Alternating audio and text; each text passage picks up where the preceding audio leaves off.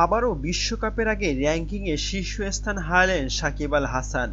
সাকিবের যেন দিন দিন অবনতি হচ্ছে, তিনি যেন একেবারে জীবনের শেষ প্রান্তে চলে এসেছেন।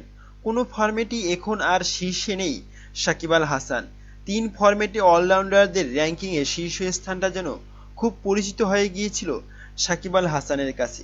লম্বা সময় ধরে দখলে রেখেছিলেন 3 ফরম্যাটের শীর্ষস্থান।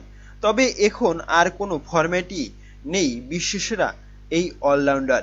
টেস্টের শীর্ষস্থানটা হারিয়েছেন বহু আগেই, পুনরুদ্ধার করা সম্ভব হয়নি এখনো। তবে ওয়ানডেতে কিছুদিন আগে সাকিবকে সরিয়ে শীর্ষে উঠে এসেছেন আফগানিস্তানের অলরাউন্ডার মোহাম্মদ নবী।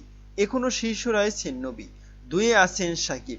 এবার টি-20তে অলরাউন্ডারের র্যাঙ্কিংয়ে শীর্ষস্থানটা হারিয়ে ফেলেছেন সাকিব।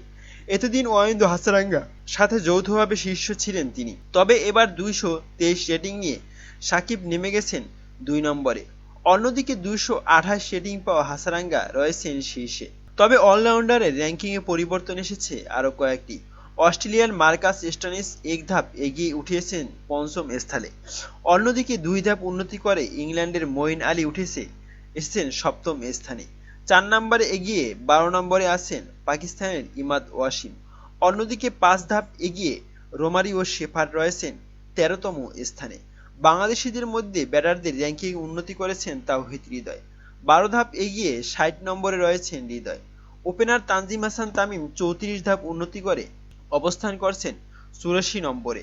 শীর্ষস্থান ধরে রেখেছেন ভারতের সূর্যকুমার যাদব। তবে বোলারদের র্যাঙ্কিংয়ে এগিয়ে লেগ স্পিনার রিশাদ হোসেন, 38 ধাপ উন্নতি করে বর্তমানে 52তম স্থানে রয়েছেন তিনি। এছাড়াও 2 ধাপ এগিয়ে শীর্ষ স্থান 23তম স্থানে মুস্তাফিজুর রহমান, শীর্ষে আছেন যথারীতি আদিল রশিদ। প্রিয় দর্শক, সাকিব আল হাসান বিশ্বকাপের আগে এমন তার র্যাঙ্কিংয়ের ভরাডুবি, এটি আপনি কেমন চোখে দেখছেন? এবং সাকিব আল হাসান সেই ওয়ানডে বিশ্বকাপ থেকেই যেন কোনো পারফরমেন্স করতে পারছে না এবং তিনি সেভাবে নিজেকে মেলেও ধরতে পারছেন না, এই বিষয়টা আপনারা কেমন চোখে দেখছেন জানাতে পারেন কমেন্ট করে কমেন্ট বক্সে। এবং আজকের সাকিব আল হাসান এবং বিগত দিনের সাকিব আল হাসানের মধ্যে পার্থক্য কতটা সেটা জানাবেন কমেন্ট করে কমেন্ট বক্সে।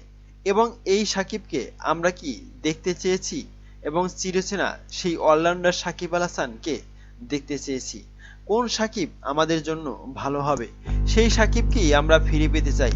সাকিবের হাত ধরে এবার একটা অন্যরকম কিছু হয়ে যাক টি-20 বিশ্বকাপে। প্রিয় দর্শক, এ বিষয়ে আপনার মতামত কি?